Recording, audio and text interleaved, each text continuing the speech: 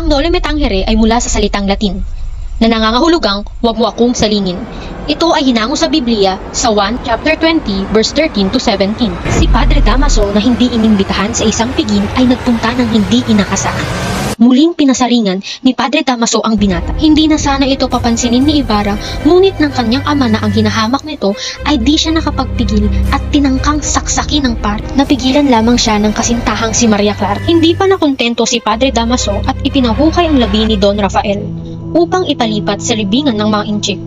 Dahil sa malakas na ulan ng panahong iyon, sa halip na mapalipat ay itinapon na lamang ang bangkay sa lawa. Nawalan ng pag-asa si Maria Clara at lubos na nabigo, kaya humiling siya kay Padre Damaso.